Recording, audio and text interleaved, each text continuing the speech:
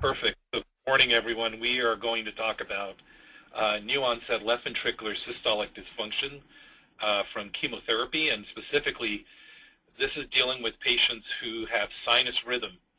It's a whole other set of problems clinically and from an oncology side. When someone has atrial fibrillation with heart failure, because then we have to talk about the issue of anticoagulation, which I believe is a whole other topic that has to be included. So what we're going to do is go through a differential of diagnosis of acute left ventricular systolic dysfunction during or after cancer treatment. There is an acronym that I like to use for our fellows, and the idea is it's acute. It's cardiomyopathy of unknown etiology. So every time we go in and we start an evaluation on a patient, we always start with the premise that we do not know what the etiology is. And as we get through this next 30 slides, you'll see why. But it's better to start off with the uncertainty rather than certainties. The role of diagnostic testing and the role of standard heart failure therapy. And part of the thing that I will go over that's a little bit different is I'm really going to focus about how cardiology and oncology have to work together in the decision-making process, because I still think that we don't have a full understanding of what happens to oncology patients when we're cardiologists, and we have to take that in consideration every step of the way as we're evaluating patients and as we make decisions for their management. So what I'd like to do is start off with a case. This only happened within the last several months. So this is a 58-year-old gentleman who has a history of mediastinal B-cell lymphoma. He was treated with a standard R-CHOP regimen for 6 cycles that he completed in August of 2013. Pre-treatment, he did have an echocardiogram, standard of care at our institution. His ejection fraction was 59%. His left atrial volume index was 27 mLs per meter square. We like to look at left atrial volumes in our patients, and you'll see why as we go on, why we think that's important. So he presents in April of this year, April 30th, with a left ventricular ejection fraction of 45%. Normal in our lab is anything above 50%, as it is in most labs around the world, and the strain was also very abnormal at minus 15. He had symptoms of fatigue and shortness of breath. He never had chest pain. Dr. When he Durand? presented his, yes. Oh, do you have a baseline strain on this patient so we can see if there's a change? There was, actually. I'm sorry I didn't include that. His baseline strain was minus 20.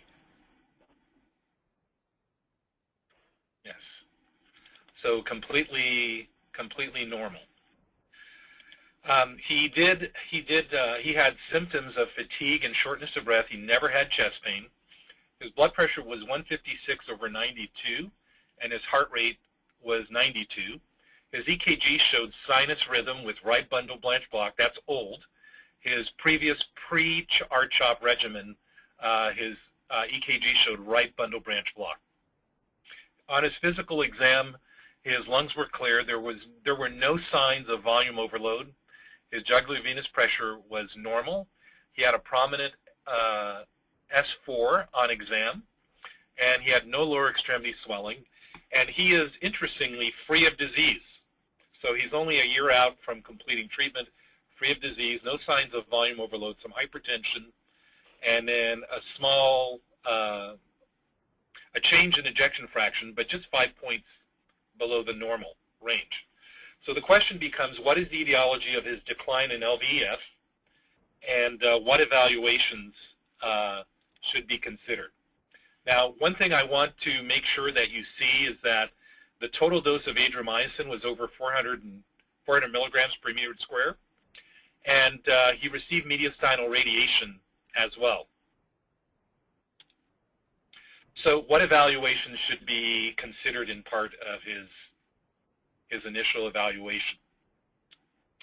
So one of the important concepts to walk away from in the oncology space is that we diagnose and we treat common presentations of unlikely causes of systolic dysfunction in the oncology community. The common causes of LV systolic function in the cardio-oncology community are quite different than what you see in the general population. These disorders have significant role in the morbidity and mortality and future treatment, as well as re-challenge of anti-cancer therapy, and it's important that all of these are considered when you're doing your routine evaluation.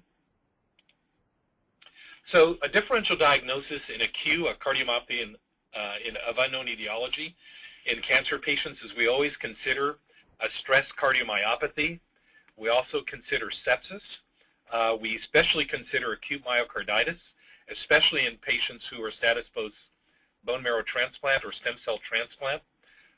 Transfusion-related cardiomyopathy, anthracycline, tyrosine kinase inhibitors or multi-kinase, thyroid disease, as well as cardiac amyloid. And if you go back to this particular case, the patient was not septic. Certainly acute myocarditis would be something you consider. He did not have stress cardiomyopathy because on the echocardiogram there was not the characteristic basal contraction with apical ballooning. Transfusion-related would certainly be something to consider, more likely in patients who have myelodysplastic syndrome. Anthracycline would be high on the list. You never receive a tyrosine kinase. Routinely, we check TSH on all patients who present with new onset cardiomyopathy. Cardiac amyloid we would consider, especially in patients who have myeloma, not particularly in somebody who has R-CHOP, but certainly would be something we would consider. So there's variable causes of chemotherapy-related systolic heart failure. The recent data suggests that the pathology of the disease can be quite different if you're looking at anthracyclines versus tyrosine kinase inhibitors. The approach, it is highly, very, very important that you consider underlying drug-drug interaction. And I'll give you an example. If someone has a history of dyslipidemia, and they are, for example, on Lipitor, there is a lot of potential for drug-drug interaction, especially if those patients have had a bone marrow transplant or stem cell transplant. So we typically will use drugs such as Crestor, mainly because Crestor is metabolized in the gut, not in the liver. So we don't tend to see as much with myositis and as much with drug-drug interaction. The volume status of the patient is highly important in cancer patients. A lot of them are still experiencing anorexia. They may not have much of an appetite, and it can be difficult to get them on an ACE inhibitor. And then their blood pressure and heart rate can be very challenging as well. A lot of them don't typically present with high blood pressure. They may present with low blood pressure and a fast heart rate. So our approach is always to consider in the U.S. the most common cause of systolic dysfunction is always ischemic heart disease, even if they've received anthracyclines or TKIs.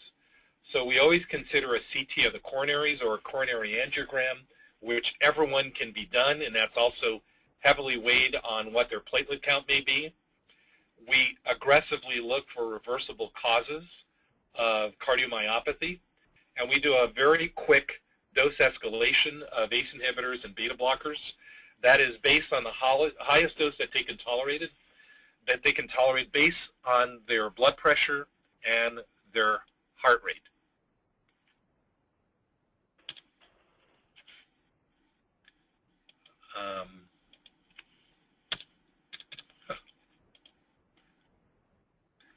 Okay, so this is a paper that we published with Greg Armstrong that was published in Journal of Clinical Oncology.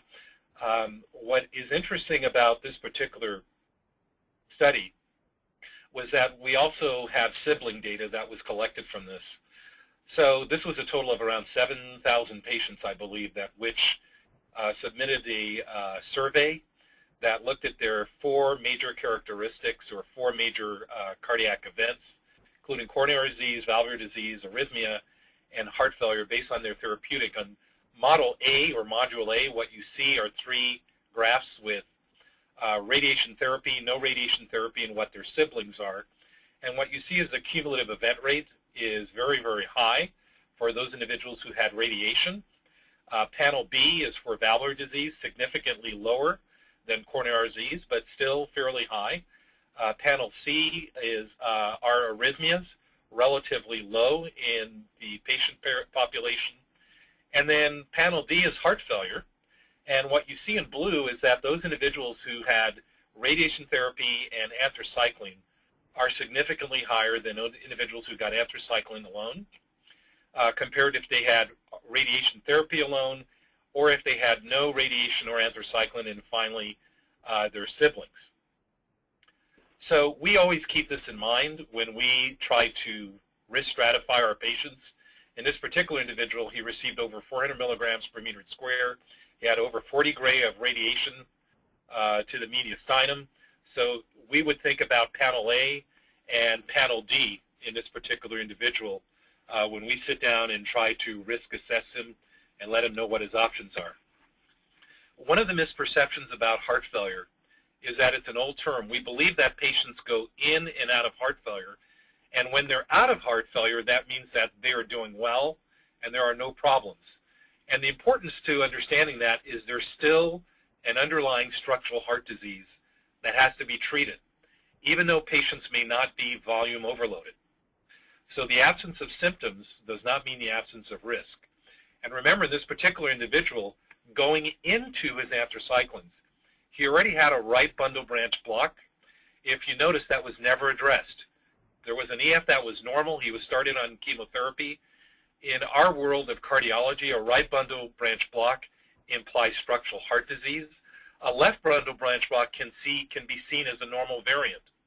But a right bundle, you always want to be concerned about whether or not there's underlying structural heart disease, even if the ejection fraction is normal. So this particular individual, we started him on Coreg, we started him on carvedilol, we started him on aspirin, 162 milligrams. So the discussion we had with the patient and with the oncologist was the following. Do we do a stress test? Do we do a cardiac MRI? Or do we go straight to catheterization?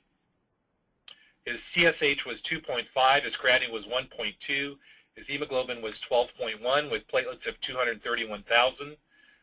What should our next step be?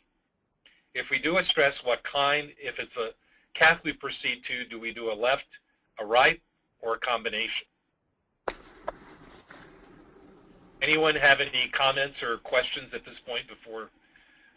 Yeah, I do. Actually, it's Susan. So can you just go back to the timelines again? So he had completed his anthracycline chemo and his radiation. And what was the time frame between completion of therapy and presentation of symptoms? So he completed therapy in August of 2013. Right. So he presented in April 2014. Okay. Okay. So really 9 months. Yeah. So there is, you're right, there is something suspicious about that because this is somebody that is only 58 years old, doesn't have a lot of really significant comorbidities. Maybe this is a guy we should be worrying at year 10 or year 20s out. Right, that's right. So that was my one comment, was that this time frame, you know, I find that you either get into trouble acutely, like when you're trying to deliver the therapy, or there tends to be more of a delayed toxicity. He's kind of 9 months, which is a little bit unusual. That's correct. So in terms of moving forward, I guess the one thing you mentioned is you always want to rule out ischemia, right? In your investigations, where are you? Correct. And you're absolutely right. One of the most difficult, challenging things about this case is we could not understand why somebody who's functionally doing very well at 9 months all of a sudden has a drop in heart function. Mm-hmm. That was what was the most disturbing to us. Right. You're absolutely correct. Any other comments? So would you, do you ever do, on the older folks in the 50s and so forth, do you ever do a coronary CTA as a baseline? I wouldn't. It's not something we do routinely. However, and this is a very good point, is somebody who's had radiation and anthracycline. especially with an underlying right bundle branch block, it would certainly be something you would consider. What you're looking for is ischemic heart disease. If you think about it, what the utility of CT coronary, what makes it very, very helpful is its negative predictive value. It has a negative predictive value of 99%. So if you see something, it helps you. If you don't see something, then you feel very, very comfortable. You're not dealing with underlying ischemic heart disease. But maybe perhaps you are right. In somebody who presents with a right bundle branch block without any symptoms, but you're worried about structural heart disease, should that have been something that was done prior to starting our CHOP? That's a very good question. Another good comment. I mean, as oncologists, we're very attuned to doing echoes or MUGAs or whatever your heart monitoring modality is. How many of us are actually doing baseline ECGs? Not very many, because, and in this particular case is a perfect example, he was fine. He had no symptoms. He had a normal ejection fraction. You're ready to go. You put them in our CHOP and you move on. Yeah. So because when you go back and you talk about, so did he have a pre-chemotherapy ECG? He did, and it showed normal sinus rhythm with right bundle branch block. Right. So my other comment is in terms of, learning from this and moving forward, I would say probably the majority of patients do not have a baseline ECG. They have an echo, yeah, but not so an ECG.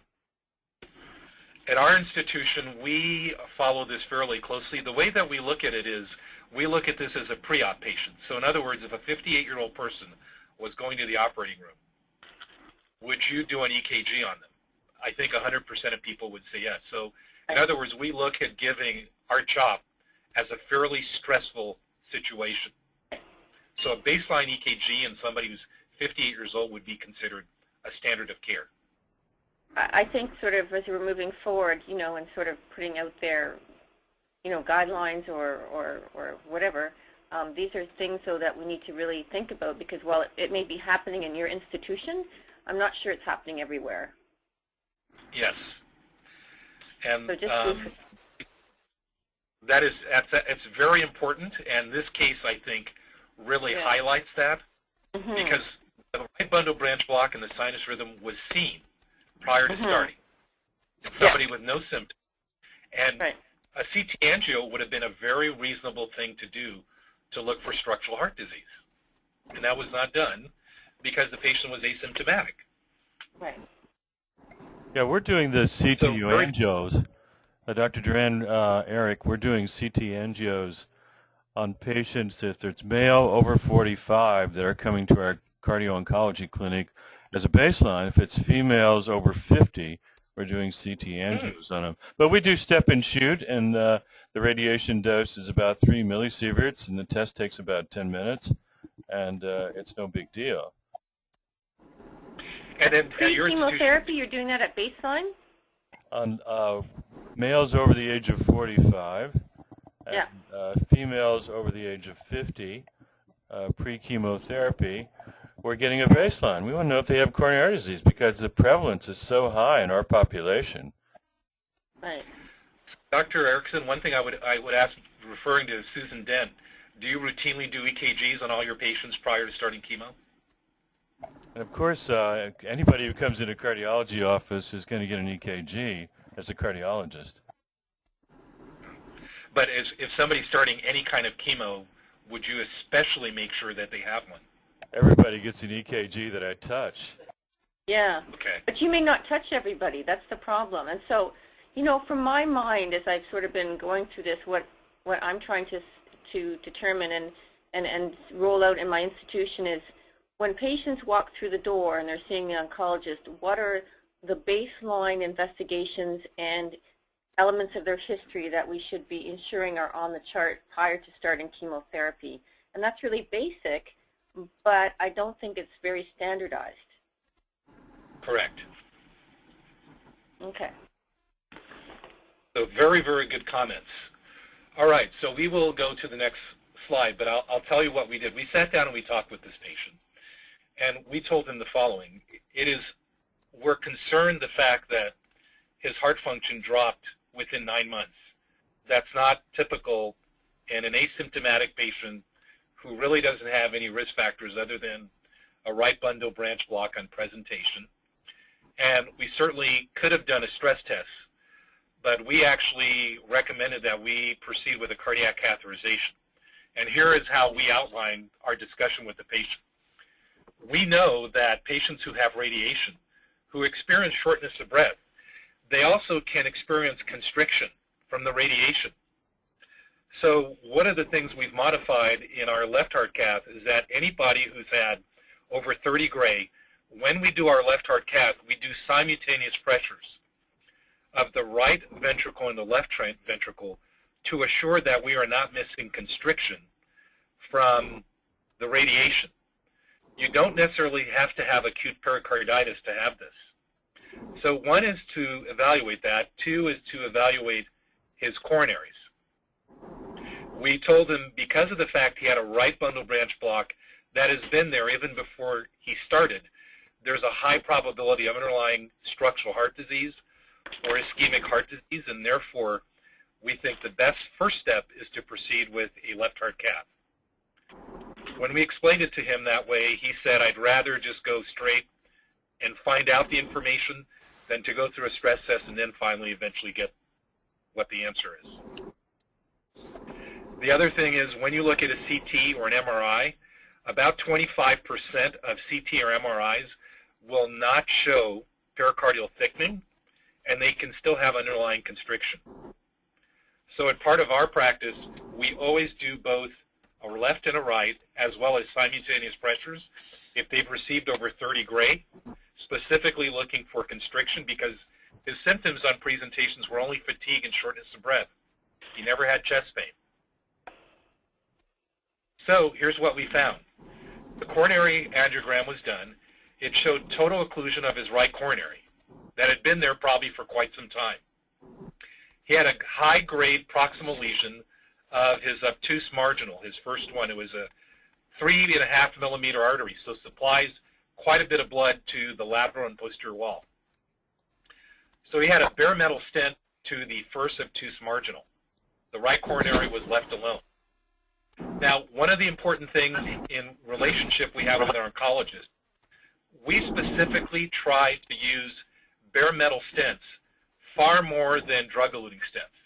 And here's the following reason why, is we make the assumption that the most common thing that will happen to an oncology patient is either recurrence of their cancer or a new malignancy. So we tell our patients, because there's a high probability within 1 year, you will have a biopsy, either related to your cancer or some other cancer. We don't want to find ourselves with you having a drug-eluting stent that we have to commit you to aspirin and Plavix for 1 full year, and everybody is put in a bind because we can't stop it.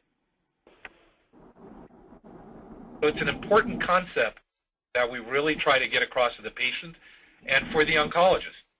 We don't want the oncologist to be faced with having to make a decision about stopping standard of care for a drug-eluting stent to do a biopsy. We want them to be able to do it safely. So simultaneous pressures were done. There was no evidence of arterial dyssynchrony.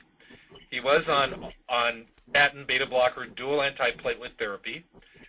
What is the probability he may have dual antiplatelet therapy discontinued? Probably pretty high. So we make every effort to use bare metal stent and drug-eluting stent unless our backs are really against the wall. The takeaway from this message is that the presence of adriamycin and medial sinus radiation makes him at higher risk for left ventricular systolic dysfunction. However, ischemic heart disease is still the #1 cause of systolic dysfunction in the U.S. population. So this is a patient who would have been very easy to say the adriamycin did this, start him on medical therapy. He really didn't have a lot of symptoms and move on.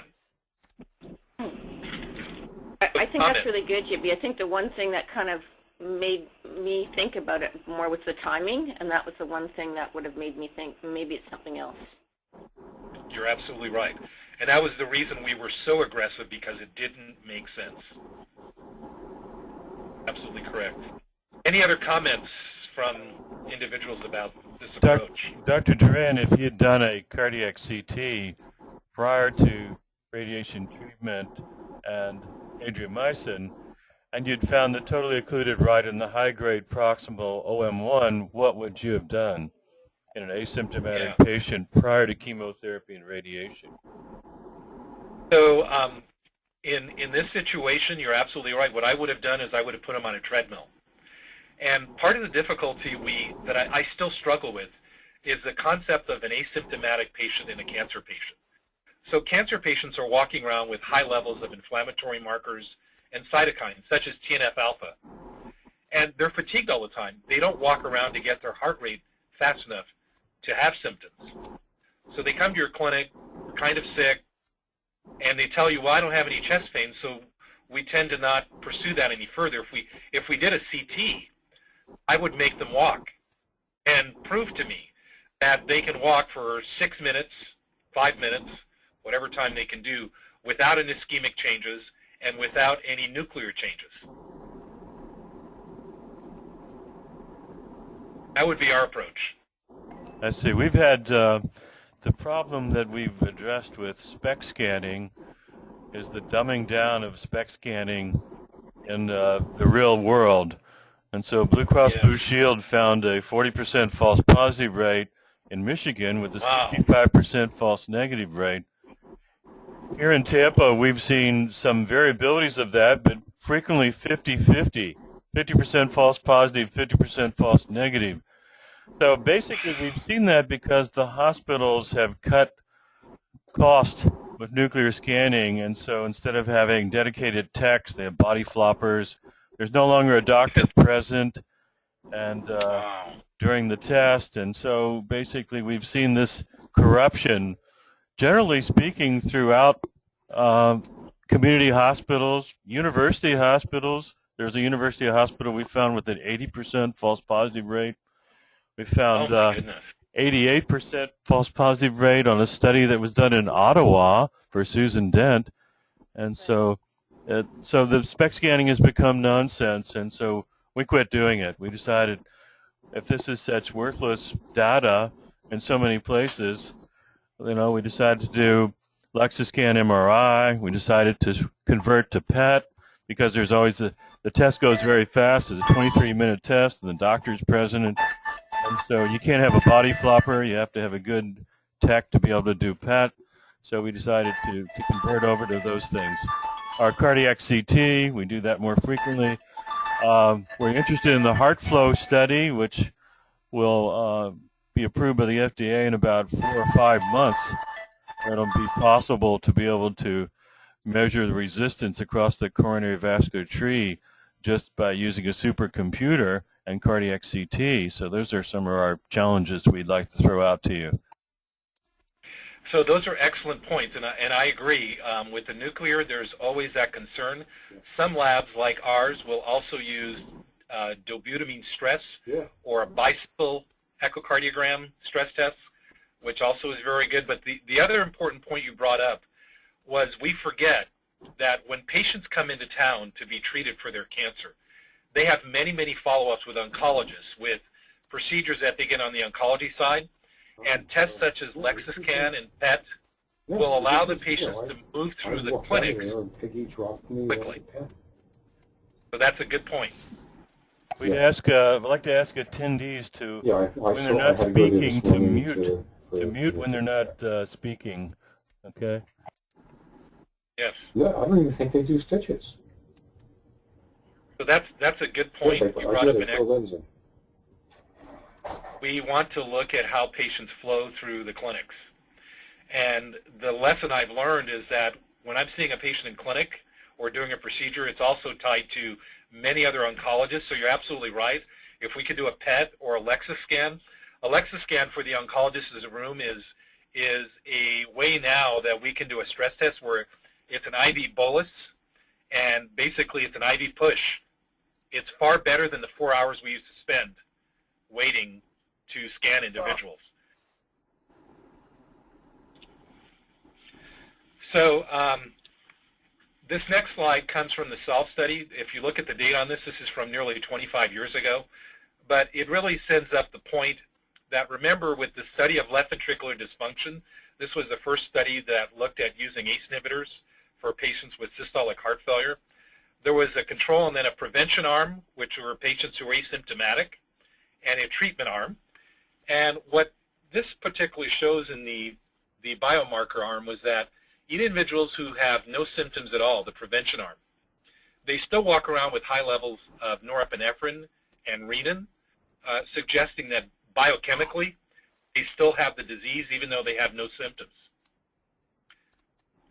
We know from all the ACE inhibitor trials that they clearly reduce mortality compared to controls, and all the major trials that were done, on average about 25% versus 25% in the control population.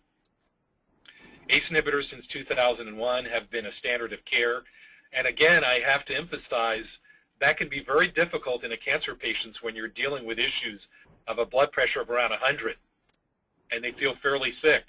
So even though these guidelines are written and we know that it's standard of care, we're always very, very careful about renal function, the ability to get patients on an ACE inhibitor because of their blood pressure.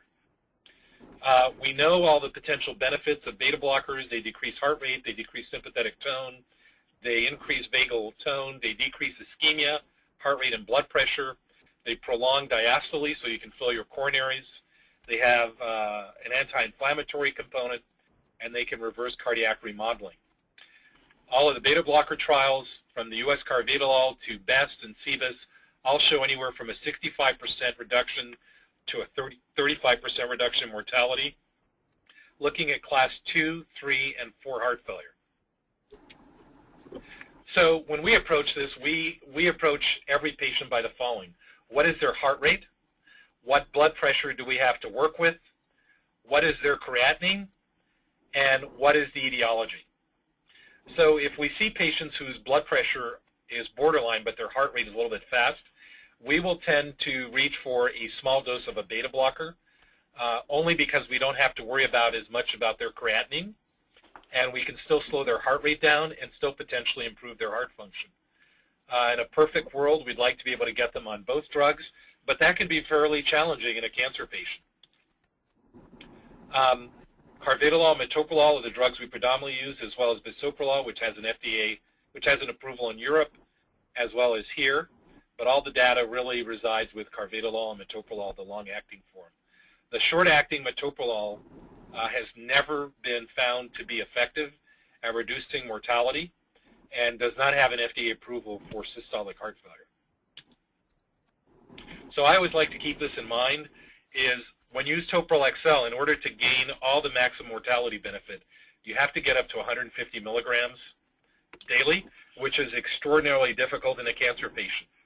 However, with the carvedilol, the MOCA study showed that even a 6.25 dose, there is a linear relationship. The higher the dose you get, the greater the improvement in ejection fraction.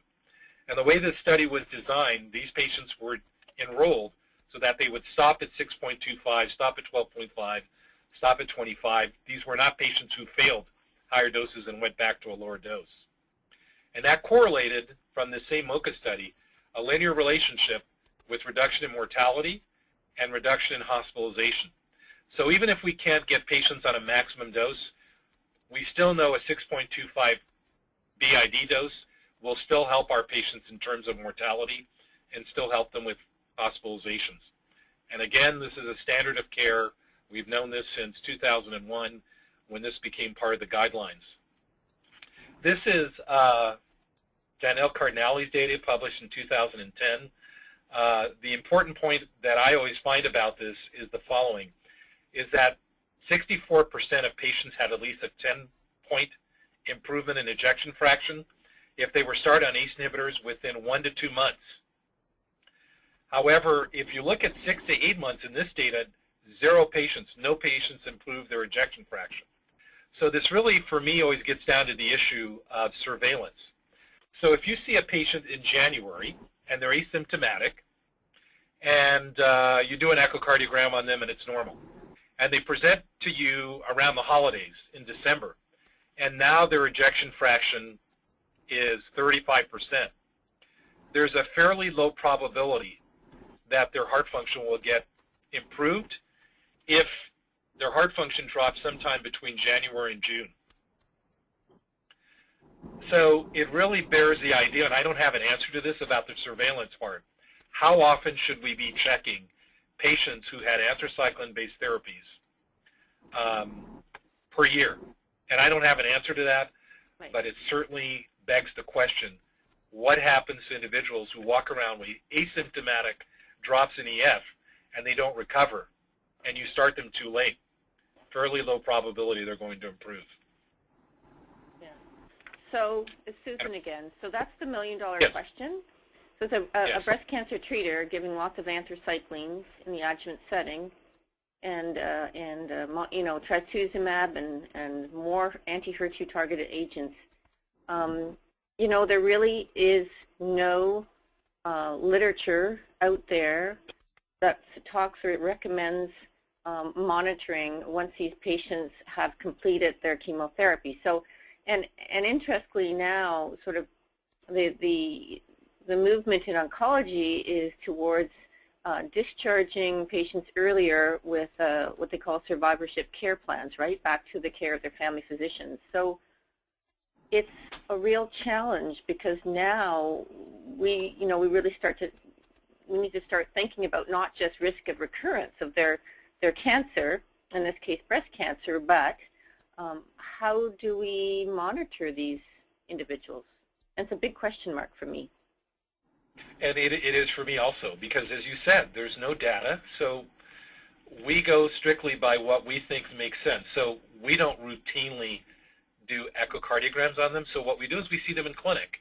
We look at their exercise performance. We do a physical exam. We try to tease out that they don't have shortness of breath or fatigue, and you certainly can miss that in a young woman with breast cancer. Right. So we still get back to the same thing. After they've completed therapy, then we're looking for symptoms, and what pushes us to do the echocardiogram is the presence of symptoms. Right. We will do a random BNP, because if we see it's elevated compared to baseline, then that helps us to do an echocardiogram. One is because the BNP is pretty cheap. No one really kind of argues about that. Yeah. We're still left with an unknown, and we don't have a right answer to that. So we see them as what we call a well woman visit. They come to us every 6 months, and we do a routine physical exam. We check them, make sure that they're doing well, and we have them come back in 6 months, and we do an echocardiogram if they show us any signs at all of any symptoms. And So I what wish would I had be a better helpful? answer. Yeah, what would be helpful is to almost to design, and we can do this like a little checklist, right? So that if there was a checklist, it wouldn't matter whether they were being seen by you in your clinic or the oncologist or an advanced practice nurse or family physician. There could be like a little checklist of these are the things that you want to check for, and that if any of these are present, then you might want to consider doing an echocardiogram or other investigations. That would be very helpful. If some of us could come up with an algorithm like that, that would be great. I'm writing all this down because I can never remember all of this afterwards. So, okay. So with cardiology data, we know the people who have at least a 10-point improvement, they have far less their event-free rate is much better than individuals who do not respond or had minimal response. So we have a paper we just published in American Journal of Cardiology just last month. We did this with the Cleveland Clinic. We scanned in 2009 all of our patients who had ejection fraction of less than 50%. That worked out to be a little over 7,000. What we looked at in this database was we wanted to find individuals who had a pre-treatment echocardiogram that was normal and then presented with an EF of less than 50%. That brought us down to 366 patients that had an EF, and then if they had a previous normal, that worked out to about 104 patients. 55% of them recovered with medical therapy. The predictors of recovery were those individuals who were younger age, i.e. less than age 50. Those who had small left atrial volume index, those usually show up on echocardiograms, and you just divide that by their body surface area. So the volumes will show up on the echocardiogram. And those who had lower BMPs. So when we did a multivariate analysis, we looked at a number of these agents, these factors, the chemotherapy, the EF at baseline, the left atrial volume index, the BNP. Those were the ones that were the most significant, the age, the left atrial index, and the BNP. And what we argue is that when you have an individual who has a large left atrial volume compared to their body surface area, that can be an indication of volume. So what you have is a non-compliant ventricle, and the left atrium enlarges in order to increase its amount of delivery into the left ventricle. So individuals who have not had time to increase their left atrial volumes, their ventricles are still fairly compliant, and they have an ability to recover. So when we looked at the overall cohort survival, we looked at the number of subjects at risk, the probability of survival over the course of 3 years. We found that over the course of time, at 50% survival, we see that roughly at about close to 2 years. So, and these are a population of patients with all kinds of LV dysfunction. So this includes leukemia, anthracyclines, amyloid, etc. So the mortality is pretty high at 50% at close to 2 years. When you look at, though, and you tease out individuals who recovered versus no recovery, that's where you start to see a substantial difference. The recovery in gray, those individuals who do fairly well over the course of several years, it's the non-recovery who do not do well at all.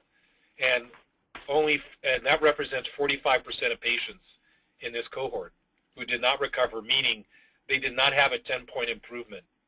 Not 10%, but 10 points. So they didn't go from 35 to 45.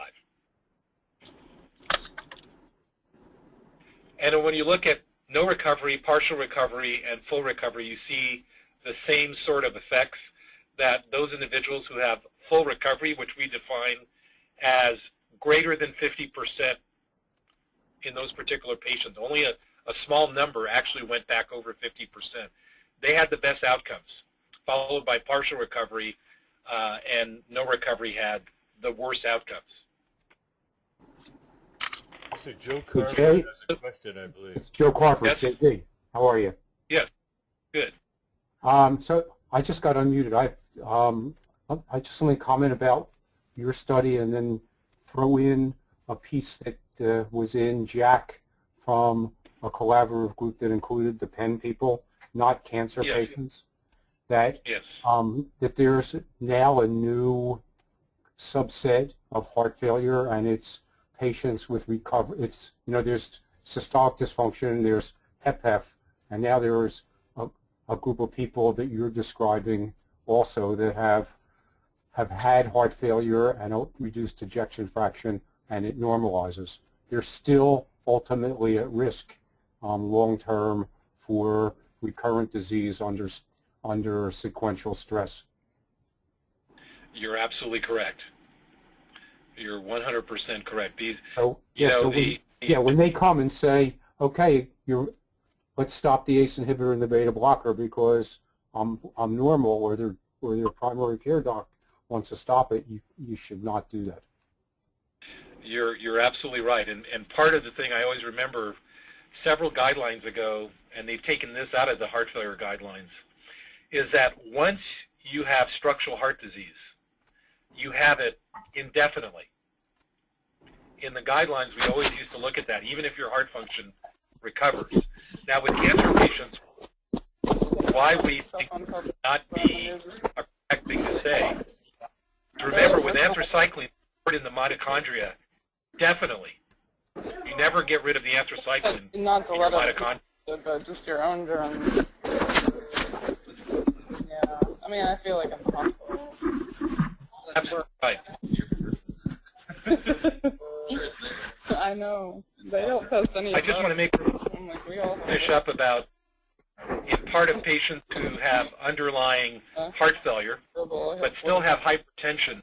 I always refer to the F study, which was the African American heart failure that used Bidil, which was a drug that was approved predominantly for hypertensive cardiomyopathy, and it's a nice drug that you can add on top of an ACE inhibitor and beta blocker in patients that are hypertensive if you want mortality on top of routine therapy. What we use to try to... We do not use DIG in our patient population for low ejection fraction because of this slide and because there's so many drug-drug interaction with digoxin and chemotherapy agents. It's far more difficult to manage these patients. So digoxin is the last resort. We do know, as it was brought up earlier, that these patients respond very nicely if they have tyrosine kinase inhibitors that cause their cardiomyopathy, to ACE inhibitors and beta blockers, if they have systolic and diastolic heart failure. And when do we refer to an advanced heart failure specialist?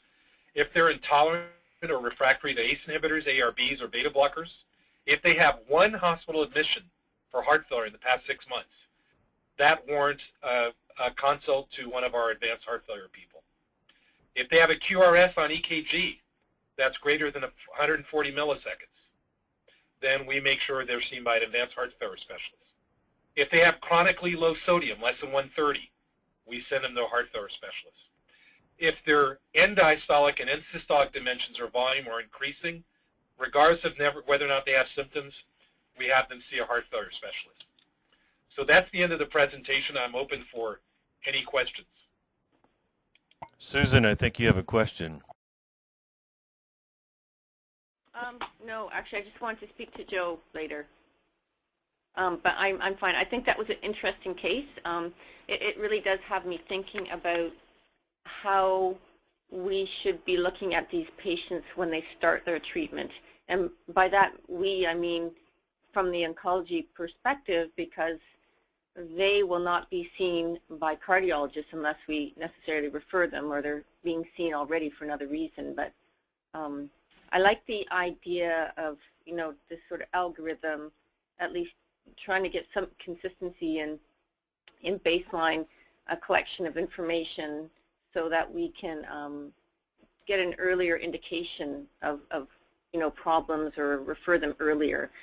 So in our center, not all cancer patients are referred to our clinic, but we want to make sure that we refer those people that need to be, and earlier rather than later, particularly when we're looking at trying to prevent some of these consequences. So Susan, can I ask you a question? Yeah. In your practice and in your hospital, how do you think it would be perceived if you basically said, we see going on cardiotoxic regimen as a pre-op patient, therefore we're recommending everybody should get a baseline EKG if they're over age 50. Well, how would that be received if you made that kind of moratorium? I don't think there'd be a problem with that. There would not be a problem with that. I think we could do that, and I think that would be interesting to do that. We don't really have, per se, in our environment, I'm not restricted in terms of what I can order. And so if we say, they're going on a chemo, we already order based on echoes, right, on all of these individuals. So I don't think an ECG would be a problem. We could just make it a part of the standard. This is the package, sort of pre-treatment package, if you want to put it that way, like a pre-op checklist. This is your pre-chemo checklist. Correct. I was going to say that. Excuse me just a second. I was going to point out that the BNP as a Baszler test is $23 at Walgreens drugstore. Wow. In Phoenix and in Palo Alto now, as Theranos gets associated with Walgreens, and the troponin is $6 for a troponin, $23 for a BNP at Walgreens. Is that a regular troponin? That's a regular troponin? I don't know what troponin it is. It's not specified on the Theranos website, but Theranos is expanding. Wow, they're expanding into the Walgreens across the country. That's crazy. That's a pharmacy, though, isn't it? Walgreens is a pharmacy, but they have nurse practitioners in a clinic, and now they're having laboratory testing. Wow, that's incredible. Okay. Susan, I think one thing that that Dr. Harrison said that I thought was important is with this EKG, Right. that really gives you the idea that if you see abnormalities such as a right bundle branch block or a left bundle branch block, and you're concerned about quality of nuclear testing, that is not a bad idea as a screening to do a CT angio as he described, a CT of the coronary, because So you'd be looking for structural disease anyway. So I think what we're going to do is we're going to, at least I think the easiest way to do this, what I'm going to try and do is develop a pre-chemotherapy checklist. And on that, you include, your baseline echo, ECG. Also make sure that you take, cardiac history, right, the risk factors and so on, and that it be an algorithm, if this, then this type thing. I think that would be really interesting to do. And I don't think it's being done. I mean, I think we're all doing different things. I'm not sure if we're doing everything in a similar fashion. Now, can I add one little bit to your algorithm, which I think is a great idea? Okay. So UCLA had done a study about 10 years ago where they were having difficulty having cardiologists start patient on a statin prior to discharge from a hospital. Okay. So what they did was they did an educational series. Basically, they would flag a patient who had an elevated cholesterol, and the cardiologist would just be reminded.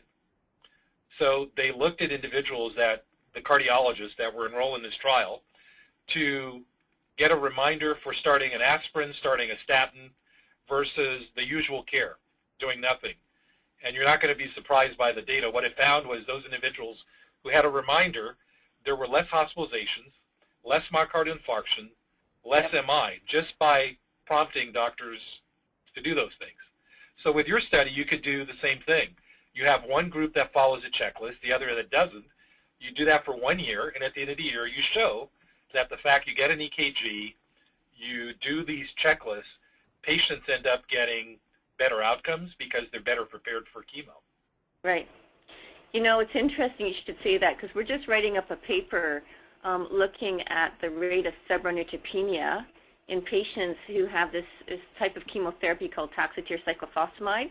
So what it was a prompt for physicians to order growth factor or antibiotics with the chemo versus not.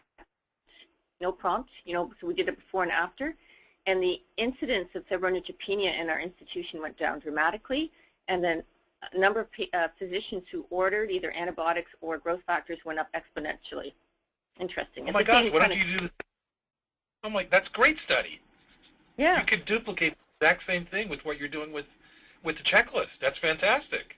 Yeah, so it's kind of neat because we can actually do you already it. Right? Have the. We can do it because everything's electronic. We can actually even make it come up before the chemo orders, right? Or before you order anything. We can do it all electronically as well. It comes up as a prompt. Absolutely. Cool. That is fantastic. That would be a great study for you to do. Easy. And you can Easy. publish that.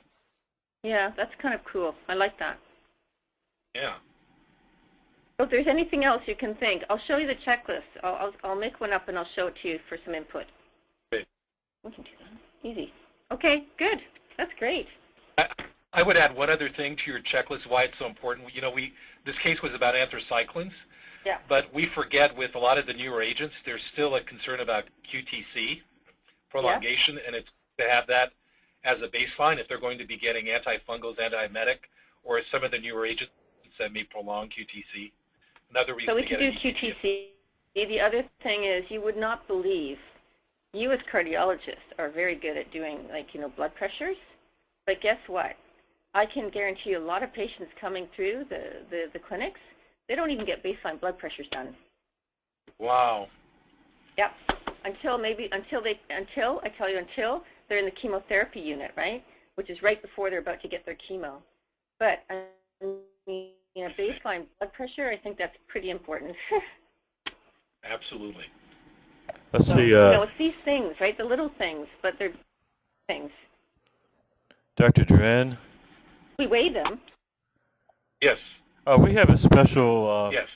cost-effective program that we developed for coronary CTA, where basically with low radiation, which is step and shoot, and iterative reconstruction, we've been able to reduce the dose to 3 millisieverts or lower. And with that, we actually have a cost-effective, there's nothing to do. You don't have anything to post-process. And so we were able to negotiate a cost of $264 for the technical as well as the professional. That's the global out-of-pocket, $264 for a $3,000 test. And so we've been able to get that, and so we do them routinely several times a day because we don't have to go through the insurers, which is such a difficult trip because they put that across a list of something they want to deny. And so that works out pretty well. That is fantastic. I wish there were more places that can have that available, because I think that's a great thing to offer patients for that inexpensive of a test.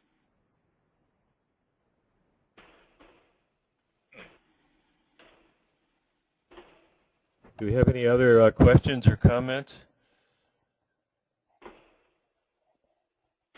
Okay, sounds great. Susan, I will put you on the list for the tumor board. Okay, thank you. Dr. Durand, that was excellent. Thank you so much. Thank you so much for the attendees. We appreciate your coming. I appreciate your comments. Bye-bye. Great, thank you. Bye. Thanks.